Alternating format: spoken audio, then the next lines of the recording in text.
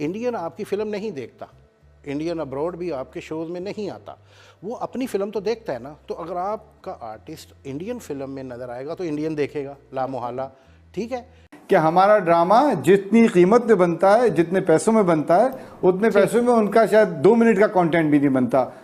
इस मतलब ये सतही मेयार है हमारे अवाम का, तो वो तो जाहिर है फिर ये सोचने में बैठ जाएंगे कि जी अभी वो वहां से घोड़े चल के आएंगे और वो आके हमारा कश्मीर भी फतह करके देंगे। उनका छोटा से छोटा एक्टर इधर आता है, आपका पूरा मीडिया इंटरव्यू के लिए पीछे भाग रहा होता है।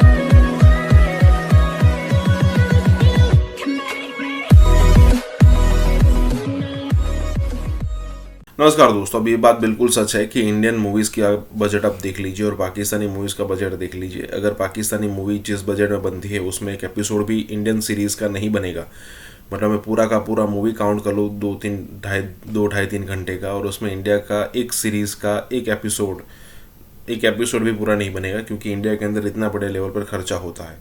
ये बात बिल्कुल सच है। जब इंडिया की मूवी जब पाकिस्तान में रिलीज़ होती है, सब कुछ सन्नाटा हो जाता है। पाकिस्तान की मूवीज़ कितने भी अच्छी हो, फ्लॉप होने की गारंटी हो जाती है, क्योंकि इंडियन मूवी वहाँ पर रिलीज़ हुई होती है। और ऊपर से यहाँ पर ये भी बात हो रही है कि भाई पाकिस्तान अपने एक्टर्स, अपने सिंगर्स को उतनी वैल्यू नहीं करता जब वो एक बार इंडिया में आते हैं, परफॉर्म करते हैं, और जब ये सब कुछ चीज़ें अच्छी होती हैं यहाँ पर, फिर उनको अचानक से उनकी वैल्यू बढ़ जाती है। कई सारे एक्टर्स हैं, अब आतिफ असलम को कोई नहीं पूछता था, इंडिया में आया, उसके बाद उसकी चल गई। वैसे कई सारे एक्टर्स हैं, वो गैंगस्टर में इमरान हाशमी का एक बाप बना हुआ है, वो भी है, कई सारे हैं।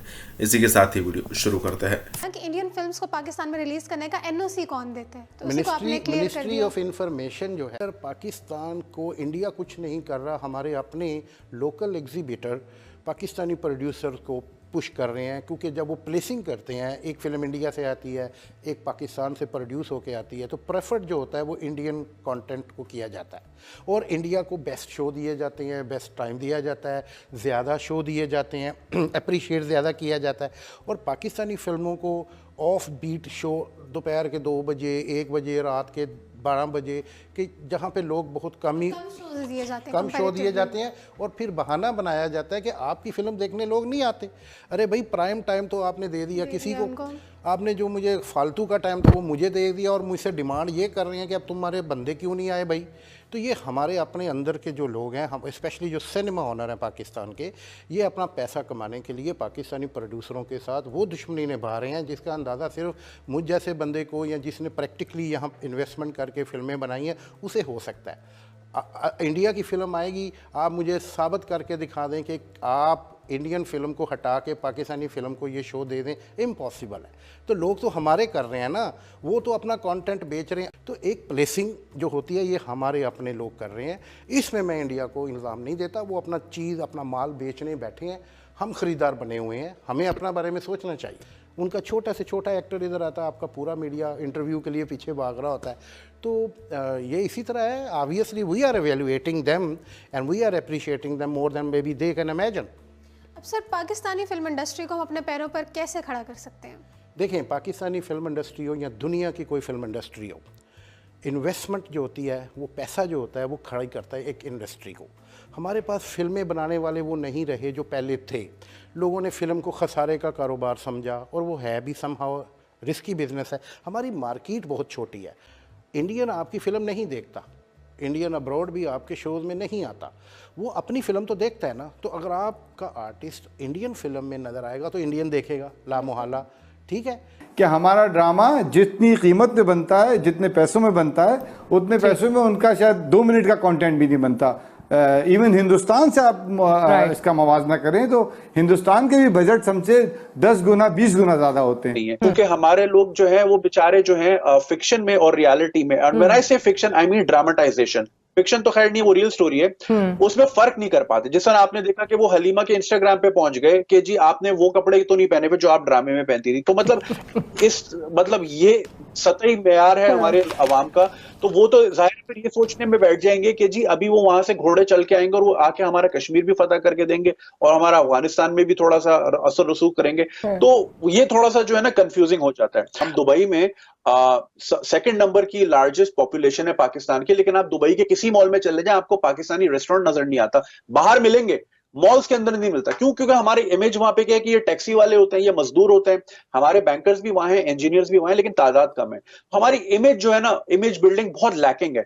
जुनून का एक एल्बम आया सयोनी, वो पाकिस्तान में रिलीज हुआ, पाकिस्तान में उसके वीडियो चले, स्पॉन्सर्ड, ये वो फलां चलते रहे, तो album never really sold initially. फिर वही एल्बम इंडिया में रिलीज हुआ और जुनून को आपने देखा, वो वहां पर चैनल वी अवार्ड्स पे थे और वो स्टेज पे गा रहे थे और बिल्कुल फ्रंट रो पे जो थी वो उनकी कोई बहुत बड़ी बॉलीवुड के एक्टर्स और एक्ट्रेसेस जो थी वो लिप सिंक कर रहे थे उनके साथ, उनके गाने को एंजॉय कर रहे थे। और अगले दिन से वो एल्बम पाकिस्तान में जबरदस्त तरीके से बिकना शुरू हो गया। दूसरा केस सिनेरियो मैं आपको बता देता हूँ, बहुत इससे भी पीछे ले जाता हूँ आपको, माजी में हसन जहांगीर का एल्बम आया हवा हवा, पाकिस्तान में आया, ठीक है, सही चला, क्योंकि बॉलीवुड में जब वो फिल्म में चले उसके बाद तो वो गाने पाकिस्तान में वो एल्बम बिग रुका नहीं। फिर आपको तीसरा एग्जांपल दे देता हूँ, एक और साहब थे जो कि थे पाकिस्तानी, बदकिस्मती से उन्होंने अपनी आइडेंटिटी तो बिल्कुल ही गवा दी चूंकि वो पड़ोसी मुल्क चले गए। उनका एक एल्बम आया बरसात के नाम से, उसमें उनकी तस्वीर थी उनकी और उनके साथ उनकी एरिया की। वो एल्बम साउंड मास्टर ने पाकिस्तान में रिलीज किया, उसके गाने चलते रहे, उसमें हदीका कियानी की आवाज भी थी, डुएट्स थे, ये थे वो थे, वो गाने उन्होंने बड़े साउंड मास्टर ने रिलीज किया। मैं उनको बहुत अच्छे तरीके से सारे एल्बम्स को, लेबल्स को जानता हूँ। वो एल्बम नहीं बिका, फ्लॉप हो गया। उसके बाद वही गाने वहां पर जो हदीका की आवाज को लता से रिप्लेस किया गया और फिर वहां से एयर किया गया, पाकिस्तान में बिक के आग लग गई उस एल्बम को, वो मिले ना, वो इतनी पायरेट हुई कि जिसकी कोई हद नहीं। तो हमारे यहाँ ये एक बदकिस्मती से हमारे लोगों में वो है इसका। और लेटेस्ट एग्जांपल इसका मैं आपको स्प्रिंग्स का एल्बम दे सकता हूँ, दूर, वो पाकिस्तान में रिलीज हुआ, उसका वीडियो चला के BMN रिकॉर्ड्स में रिलीज किया था, वो बेचारे थक गए, एल्बम फ्लॉप, वापस उनके ऑर्डर्स आने शुरू हो गए क्योंकि माल वापस आ जाता है मार्केट से। वही एल्बम जब इंडिया से लॉन्च हुआ और वो वहां पर स्ट्रिंग्स इंडियन चैनल से, वो एल्बम पाकिस्तान में बिक के कोई मतलब रुकने का नाम ना ले।